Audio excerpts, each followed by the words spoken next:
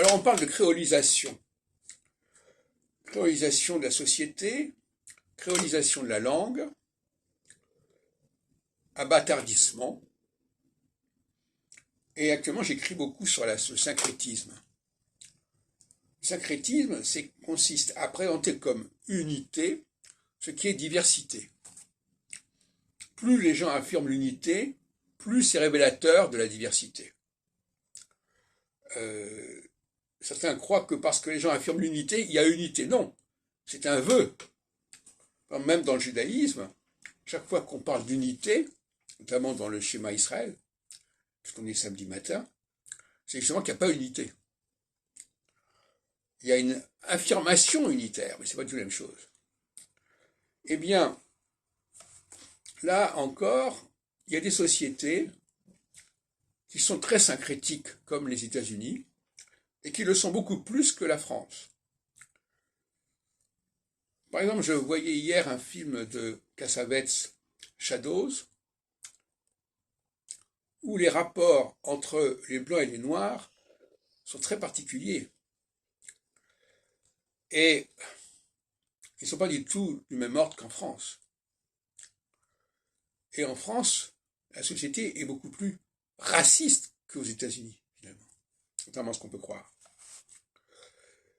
Pour une raison très simple, c'est qu'il y a beaucoup moins de mélange. Il y a beaucoup moins de mulâtres, il y a beaucoup moins de mixité. Et par conséquent, les Noirs sont beaucoup plus différents des Blancs qu'aux États-Unis.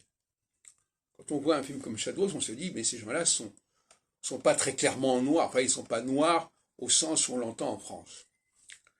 Donc, il faut comprendre qu'il y a des sociétés où il y a une différence qui est marquée et où, par conséquent, on peut gérer ces différences, on peut les assumer, on peut en tenir compte, et des sociétés où c'est beaucoup plus compliqué. Mais ça n'empêche pas que ça n'a pas disparu. Le racisme existe également aux États-Unis, mais il n'est pas fondé sur les mêmes facteurs.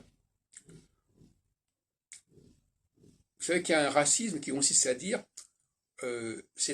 ça ressemble trop, par exemple, quelque part l'antisémitisme en voulait au fait qu'on n'arrivait pas à distinguer les juifs des autres. Donc il y a une sorte de rejet de ce qui ressemble, et la notion même de remplacement est liée à la notion de ressemblance. Ça n'a pas été dit suffisamment clairement. Nous sommes gênés par ce qui nous ressemble, parce que justement, il y a une confusion possible.